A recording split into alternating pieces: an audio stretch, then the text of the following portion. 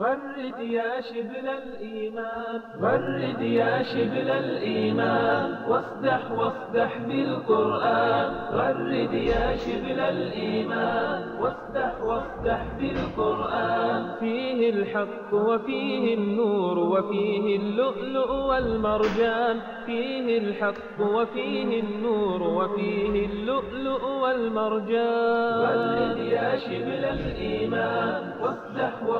بالقرآن أتل السطر وراء السطر فالقرآن ربيع العمر والقرآن شفاء الصدر فيه الرحمة والغفران أتل السطر وراء السطر فالقرآن ربيع العمر والقرآن شفاء الصدر فيه الرحمة والغفران فيه الرحمة والغفران oo ay suuro gali weydeen inaan kusoo darno qaybtani oo iyadna noqon doonta haddii ilaahay raxmaanka nagu simo sida distance-ka ama displacement-ka loogala soo dhex baxo velocity time graph-ka. qaybtan labaad waxaynu ku qaadan doonaa haddii ilaahay qadaro deducing acceleration from velocity time graph, sida acceleration-ka loogala soo baxo velocity time graph-ka, sida acceleration-ka loogala soo baxo ama looga soo saaro velocity time graph-ka, macnaha sida graafka loo akhriyo ee looga calculate gareeyo acceleration-ka. waxaa jiray astaamo ay graafyadu lahaayeen markaynu sawiranay waxba inoo soo baxayay. matalan graafka hadduu muuqaalka lahaa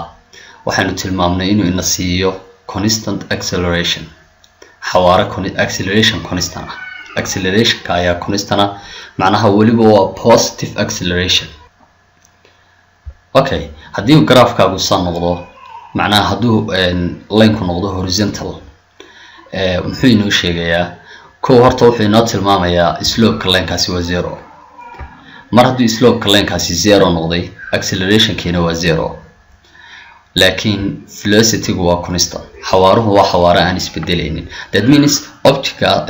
socodkan lahaa ee graafkiisan la sawiray hal xawaare ayuu gaadhay, isla xawaarahaas muddooyin kala duwan ku socday. mar hadduu hal xawaare kaliya ku taagan yahay xawaaruhu ama velocity-gu waa mid joogto ah oo aan isbedelayn, waa constant. laakiin ogow acceleration-ku waa zero. marka haddaad aragto velocity-ga oo constant ah waxaad maanka gelisaa acceleration-ku inuu zero. graafka noocana haddii uu noocan oo kala noqdo dee waa down graafkeeni saa aynu arkayno. that means markuu bilaamayay initially halkaasuu kasoo bilaabmay oo dee v1 ama velocity 1kii noqonaya ama ud.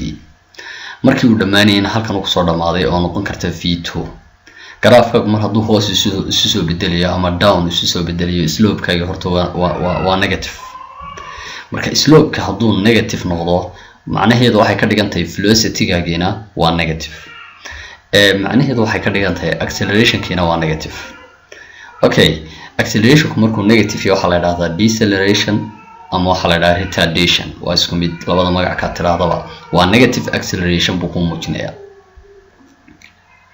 bal aynu bilowno tusaalayaashii. exampleska markaa aynu sharxi doonaa waxay ku salaysan yihiin qodobada hadda aan soo tilmaamnay. waa positive acceleration oo constant ah, iyo markuu acceleration-ku yahay zero-ga, iyo maxaan ku dhahaa markuu acceleration-ku yahay negative-ka. bal graafkan hadda u fiirso waxaa laynaga doonayaa, waxaa lagu yidhi what is the acceleration during the first 4 seconds, muxuu noqonayaa acceleration-ka 4 second ugu horeeya, iyo what is the acceleration during the time between 4 seconds and 14 seconds. waa laba su-aalood runtii. su-aasha hore waa maxay acceleration-ku 4 second ugu horeeya. 4 second ugu horeeya xagga time-ka markaad eegto halkaas waa halkaas ku dhamaanaya. 4 second velocity-ga la socday waa 5. macnaheedu waxa kana change in velocity-gii dee haddaynu idhahno waa from initial to final. initial-kii waaba 0, laakiin final-kun baa la qaataa markaa, waayo haddaan idhahdo final waa v minus u, haddaan idhahdo waa 5 minus 0 waa 5. xagga time-kana waa from 0 to 4, haddaan idhahdo 4 minus 0 waa 4. marka xaggana velocity-gaagu wuxuu gaadhay 5 meter per second, xaggana wuxuu gaadhay 4 meter per second. ama aan idhaahdo change in velocity-gaagu waa 5, change in time-kaaguna waa 4. marka labadooda qaacidada la isticmaalo acceleration wuxuu ahaa change in velocity ama delta v oo loo qeybiyay change in time ama delta t oo iyaguna soo baxaya 5 divided by 4 inta velocity isbedelay oo 4 ah iyo oo 5 ah iyo inta uu time isbedelay oo ah 4 oo marka la isku qaybiyo noqonaya 1.25 meter per second square. Su'aasha labaad muxuu noqonayaa acceleration ku during the time inta lagu guda jiro muddada u dhaxaysa 4 second and 14 seconds. Marka 4 second oo halka ka bilaabmay ilaa 14 second oo halka u dambaysa graafka inta de graafka waa horizontal. Slope-ka hadduu horizontal noqdana macnaheedu waxay muujinaysaa acceleration ku inuu ahaa 0. Marka waxaan leenahay acceleration ka duuduub ahaan waa 0. Okay, su'aasha kale graafkan ay khusaysaa waxaa lagu yidhi find the acceleration of each stage of the graph below. waxaad soo saartay accelerationka marxalad kasta oo graafkaasi uu marayo. haddaan marxaladda koowaad soo qaadano graafku wuxuu kasoo bilaabmayaa 5 xagga velocity-ga haddaan eego waxaanu ku dhammaanayaa 15. that means change in velocity-geena waa 15 minus 5. marka vertically wuxuu isu bedelay from 5 to 15 ama vertically waa final velocity-giisi waa 15 baan oran karnaa initial velocity-giina waa 5. marka haddaan idhahno v minus u ama 15 minus 5 waxay noo soo baxayaa waa 15 minus 5 oo noqonaya 10. marka change in velocity-ga ama graafkeena markaynu eegno dhinaca velocity-ga ilaan kor u kacu graafkeena sameynaya wuxuu u socdaa weliba waa constant slope. هنلاحظه هو constant acceleration وحماش كسب بحدنا سينو مقطع لكن حاجة change كvelocity إنه هذا يجينا مركز ضمن change كtime كإنه يجدونا change كvelocity كوكسب بلامه هو 5 كأوكل ما ذينا هو 15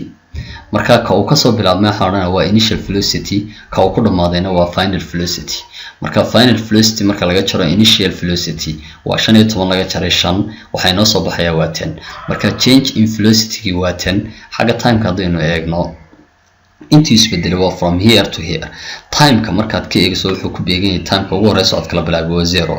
time-ka socodku dhamaadayna waxa weeye waa 4. marka intuu isbedel waa 4 minus 0. 4 minus 0 na waa 4. marka change in velocity-gi waa 10. change in time-kina waa 4 ama delta v waa 10. delta t na waa 4. acceleration-ka marka wuxuu noqonayaa delta v divided by delta t oo u dhigma 10 divided by 4. change in velocity-ga oo loo qeybiyay change in time oo ay noo soo baxaya 2.5 meter per second square. section-ka labaad ama stage-ka labaad aan idhaahdo oo qaybta horizontal-ka ah acceleration-ku waa 0. velocity-ga ayaa constant ah oo ku beegan 15 laakiin velocity-ga hadii la weydiin lahaa waa 15 baad oran lahayd waayo velocity-gu horizontal line-kaasi dhammaantii wuxuu ku beegan yahay waa 15. marka velocity-gu waa 15 laakiin acceleration-ku waa 0. inaga acceleration baa laynaga doonaya waxaan leenahay acceleration-kii waa 0. acceleration-kii waa 0. okay, stage-ka saddexaad markaynu eegayno isagana waxaynu ku xisaabtamanaa halkuu ka bilaabmay motion-ku wuxuu ka bilaabmay 15 oo halkuu ku beegan yahay. marka initial velocity-gii horta waa 15 final velocity-giina waa 20. waxaan leenahay markaa vertically wuxuu isku bedelay ama xagga velocity-ga haddaynu ka eegno waa from 20 to 15. marka 25 laga jaro isagana waxay noo soo baxaya waa 5. change in velocity-gii marka waa 5. change in time-ka haddaynu eegno ama time-ku intuu isbedelay time-ka socodkiisu bilaabmay wuxuu ahaa 8. time-ka uu socodku dhamaadayna wuxuu ku beegayay waa 10. marka isagana 10 iyo 8 ayaa la kala jaraya waa t2 minus t1. halka waxay nooga soo baxay change in time oo isaguna noqonaya 2. marka change in velocity oo 5 iyo change in time oo 2 ya marka la isu qaybiyo iyo nooca acceleration wuxuu noo soo baxaya 2.5 meter per second square. that means acceleration-ka ugu horeeya stage-ka koowaad iyo acceleration-ka stage-ka saddexaad waa isku mid bay ka dhigantay. okay, consider the velocity time graph below. bal velocity time graph-kan hadda u fiirso. velocity time graph-kani su'aalahan ayaa la xiriiro laynaga rabaa. waxaa lagu yidhi what is the acceleration of the object between times. waa maxay acceleration-ka walaxda muddada u dhaxaysa markuu time-ku yahay 0 iyo markuu time-ku yahay 2 second. b-da markuu time-ku yahay 10 second iyo markuu time-ku yahay 12 second. marka haddaba su'aalahan si aynu uga jawaabno waxaan leenahay marka hore aan ku horeyna eeda markuu time-ku yahay 0 iyo markuu time-ku yahay 2 second inta labada muddo inta u dhaxaysa velocity-ga object uu jaray hadaynu eegno grade keenan qaabku u sameeyay xagga time-ka laba ayuu u cabiray marka waa 0 waa 2 waa 4 waa 6 waa 8 waa 10 waa 12 waa 14 waa 16 qaabkaas oo cabirkiisu yaala xagga velocity-ga laftirkeeda waa 0 waa 2 waa 4 waa 6 waa 8 marka lane-keena markaynu eegno labada second ugu horeeya halkaas ay labada second ku dhay that means graph-keenu labada second ugu horeeya halkaas ku jooga qaacidadeenii ama nidaamkeena caadiga ma raacna change in velocity hadaynu dhahno the velocity final velocity waa 8 ka soo bilaabmayna waa 0 ama initial velocity-guna waa 0 marka 8 minus 0 na waa 8 xagga time-ka waa time-ka uu gaaray ama waqtiga intuu soconayay time-ka uu ku dhameystayna waa 2 time-ka uu bilaabayna waa 0 marka waa 2 minus 0 marka qaabka ay su'aashan u dhigmanto waa a equal v minus u divided by t ama change in velocity divided by change in time waa isku mid xagga velocity-ga marka waxay noqonaysaa 8 minus 0 oo ah the final velocity minus initial velocity xagga time-kana waa 2 minus 0 waa 2 iyaduna marka la isu qaybiyo 8 minus 0 waa 8 horta 8 marka 2 loo qaybina waa 4 meter per second square tabida markaynu eegno waxa la inaga doonayaa velocity-ga time-ka u dhaxeeya 10 second iyo 12 second hadaynu eegno 10 second waa halka 12 second waa halka inta ka dhaxle motion-ka uu sameeyay object-gani graph-ka bayna muujinaya ama line-ka bayna muujinaya marka line-ka initial velocity-giisa ama xagga velocity-ga hadaan ka eego halkuu velocity-gu ka soo bilaabay waa 8 marka initial velocity-giisi waa 8 macnaha u-diisi waa 8 final velocity-giisina waa 4 marka change in velocity-ga wuxuu noqonayaa 4 minus 8 wuxuu noqonayaa macnaha 4 ba final-kiya marka waa 4 minus 8 buu noqonayaa final change in velocity-giisi 4 minus 8 oo iyadna soo bixi doonto 4 change in time-ka uu socodka soo bilaabay waa 10 time-ka uu socodka dhamaystayna waa 12 marka change in time-na wuxuu noqonayaa 12 minus 10 marka su'aasheena bid waxay ka dhigan tahay xagga sare oo ah 4 minus 8 oo loo qaybiyay xagga hoosta ama change in time-ka oo ah 12 minus 8 oo iyadna 2 labada sare marka la kala jaro waxa soo baxaya waa minus 4 divided by 2 marka la isku qaybiyo waa minus 2 meter per second square okay bal graph-kan eeg oo waxaad raadisaa acceleration-ka marxalad walba ama stage walba runtii laba stage baa meesha inoo yaala horta stage A xawaaraha lagu socdo aan arkana waa 20 meter per second laakiin acceleration-ka muxuu noqonayaa mar hadduu horizontal noqday acceleration-ka wuxuu noqonayaa 0 waayo velocity baa constant noqday velocity waa constant oo 20 meter per second kaas ku dhaayay laakiin acceleration-kii baa ayaa constant noqday marka acceleration-kii 0 buu noqonayaa stage B ga markaynu joogno waxaanu eegaynaa velocity-ga inta uu isbedelay horta marka hore wuxuu ka soo bilaabay socodka 20 meter per second waxaanu dabcan saynu arkayno wuxuu hadda ku beegay 0 marka vertical down buu soo socday marka change in velocity-gu waa from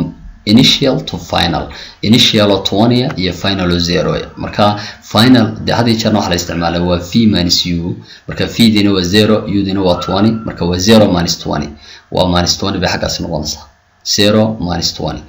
horizontally markaynu eegnana socodku wuxuu soo bilaabay markuu ahaa time-ku 4 waxaanu dhamaystay time-ku markuu 10 ah marka change in time iyadna waa 10 minus 4 oo iyadna inoo soo bixi doonta waa intuu horizontally isbedelay waa 10 oo t2 ya iyo 4 oo t1 marka waa t2 minus t1 waa 10 minus 4 oo iyadna inoo soo bixi doonta 6 marka acceleration-keeni wuxuu noqonayaa change in velocity oo 0 minus 20 iyo change in time oo iyada horeba inuu soo kala jarnay oo ah 6 time-ku marna positive negative ma noqdo marka la isu qaybiyo dabcan tan waa minus 20 minus 20 hadii 6 loo qaybiyana waa minus 3.3 meter per second square okay the graph below shows the velocity time graph of a car graafkan wuxuu inoo muujinayaa velocity time graafka gaari su'aalaha la inaga doonaya waxa weeye what is the acceleration during muxuu noqonayaa acceleration inta lagu guda jiro first to second labada second ugu horeeya the time between 2 second and 5 second waqtiga u dhaxeeya 2 second ilaa 5 second iyo time between 5 second and 12 second saddexda stage hadaynu eegno stage koobaad labada second ugu horeeya halkan ay ku joogaan gaarigan wuxuu jaray ilaa halka oo aan oran karo waa 10 meter per second marka stage ka koobaad aan idhaahdo ama stage 1 acceleration kii waa v minus u divided by t u fiirso final velocity xagga velocity final velocity waa 10 initial velocity waa 0 oo halku socodku ka bilaabmay v minus u marka waa 10 minus 0 divided by 2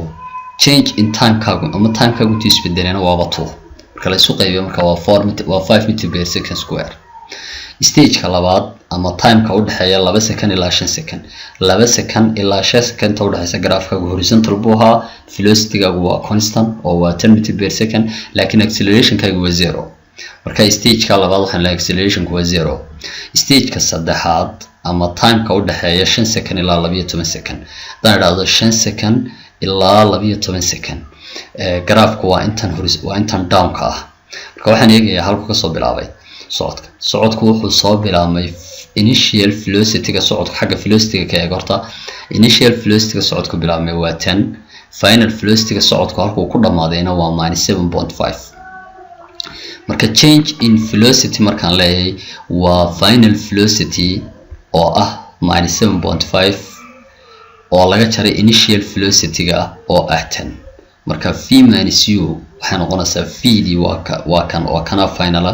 u dina waa 10 oo kana initial marka waxa la waa -7.5 laga jaray 10 okay kaas waa change in velocity ga markaan xagga velocity ka eegno xagga time ka hadaynu ka eegnana time ka uu motion ku bilaabmay waa 5 time ka uu motion ku dhamaadayna waa 12 change in time na waa 12 minus 5 qaabka u dhigmasayadna waa qaabkan acceleration kii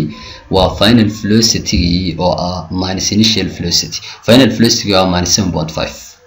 oo laga jaray initial velocity oo 10 divided by change in time oo isaguna 12 minus 5 طبعا dee labada hadii la kala jaro labaduba minus bay wataan marka way isu geesmayaan waa -17.5 labadan marka la kala jarana waa 7 marka la isu qaybiyo marka waxay noo soo baxaya -2.5 meter per second square marka graafka inta maxaan ku dhahdaa down ka ama stage ka saddexaad acceleration waa -2.5 meter per second square acceleration waa minus taa macnaheedu waxay ka dhigantay waa deceleration ama the negative acceleration ama retardation magacyadii loo bixin jiray okay bal graafkan isagana u fiirso waxa lagu yiri find the acceleration of each part of the velocity time graph in the diagram below bal waxa heshaa acceleration ka qayb kasta oo ka tirsan velocity time graph ka sawirkan kaaga muuqda afar qaybood ba meesha noo yaala waa part A part B part C iyo part D qayb waliba acceleration gaar ay leedahay dadka horeeya part A ama qaybta koowaad socodku 0 ka soo bilaabmay laakiin halku ku dhamaaday eeg waxa weeyaan the time ko markaynu eegno time ka uu ku dhamaaday waa 10 velocity ga ugu dambeeyay la gaarayna waa 40 marka change in velocity hadaynu oran lahayn waa 40 minus 0 iyo dabande waa 40 change in time hadaynu qaadan lahayna waa 10 minus 0 iyo waa 10 marka part A wuxuu noqonayaa 40 minus 0 divided by 10 marka labada la kala jaro waa 40 divided by 10 waa 4 meter per second square part B qaybta B da qaybta labaad socodku wuxuu ka soo bilaabmayaa xagga velocity ga hadaynu eegno waa 40 xagga time ka markaynu eegno waa 10 marka v1 han idhaahdo ama u initial velocity geedu waa 40 time keeda koobaadna waa 10 halka ugu dambaysa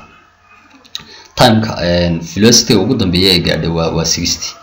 laakiin timeka velocity ga ay ku gaadhay waa markuu ahaa timeka 20 second okay timeka markuu 20 second ahaa velocity ga ah 60 ga la gaadhay waxa la doonayaa marka hadaba change in velocity iyo change in time velocity gu intuu xagga timeka intuu isbedelay hadan ku horeyno timeka socodka la bilaabay wuxuu ahaa 10 kala dhameeyna waa 20 marka horizontally change in time wuxuu noqonayaa 20 laga jaray 10 waa 20 minus 10 oo inoo noqonaya 10 xagga velocity-ga markaynu eegno velocity ugu dambeeya la gaarayna waa 60 kii socodka la soo bilaabayna waa 40 halkana waxay noo yaalay 60 laga jaray 40 oo iyadna inoo noqonaysa 20 marka change in velocity iyo 20 iyo change in time kii oo 10 part B marka wuxuu noqonayaa 60 minus 40 oo 20 iyo 20 minus 10 oo 10 iyagana marka la isku qaybiyo waa 2 meter per second square acceleration ka marka part B waa 2 meter per second square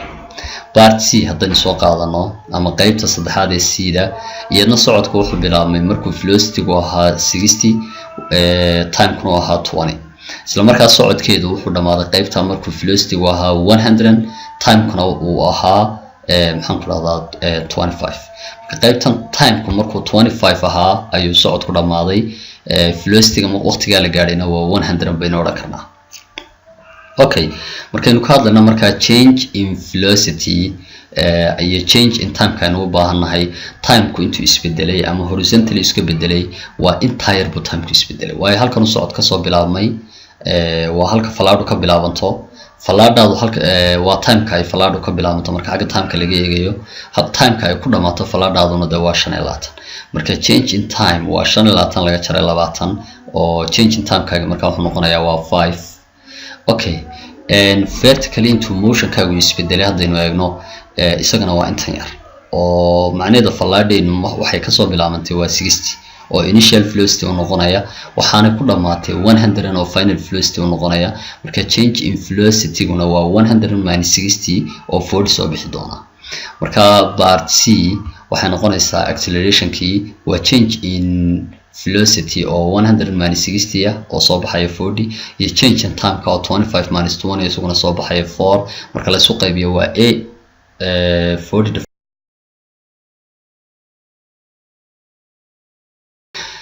okay qaybta saddexaad ama part C part D hana dhahdo part D falaadhina waa down ama graafkanu slope-kiisu waa down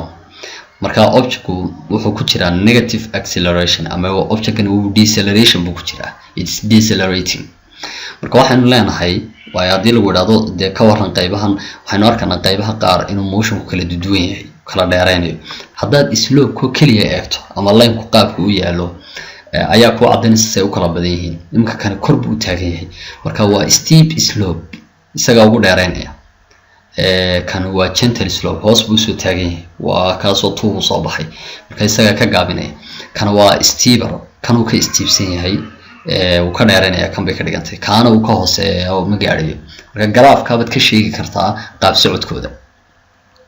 marka deceleration ka la eegayo hadaba qaybtan saddexaad de graafka hoos buu soo socday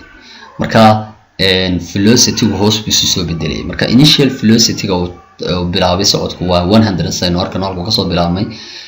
isla markaana graafkan wuxuu soo socdo final velocity-gu ku beegan yahay 0 xagga velocity-ga markaynu ka eegno marka change in velocity waa down waa from 100 to 0 change in time iyadu waa intan yar wuxuu iska bedelay from 25 to 30 marka change in time waa 30 minus 25 iyadna marka la kala jaro waa 5 marka acceleration-keeni wuxuu noqonayaa v minus u oo ah maxaan ku dhahdaa final velocity minus initial velocity waa 0 minus 100 bay noqonaysaa waa minus 100 marka minus ku la soconaya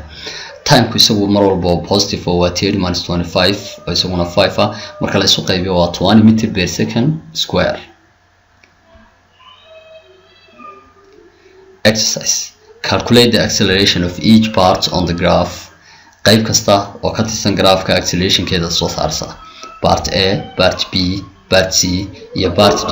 qayb kasta acceleration-keeda ayaad gaar u soo saarsaa وفيه اللؤلؤ والمرجان فيه الحق وفيه النور وفيه اللؤلؤ والمرجان والرد يا شبل الإيمان واصدح بالقرآن. أتل السطر وراء السطر، فالقرآن ربيع العمر، والقرآن شفاء الصدر، فيه الرحمة والغفران. أتل السطر وراء السطر، فالقرآن ربيع العمر، والقرآن شفاء الصدر.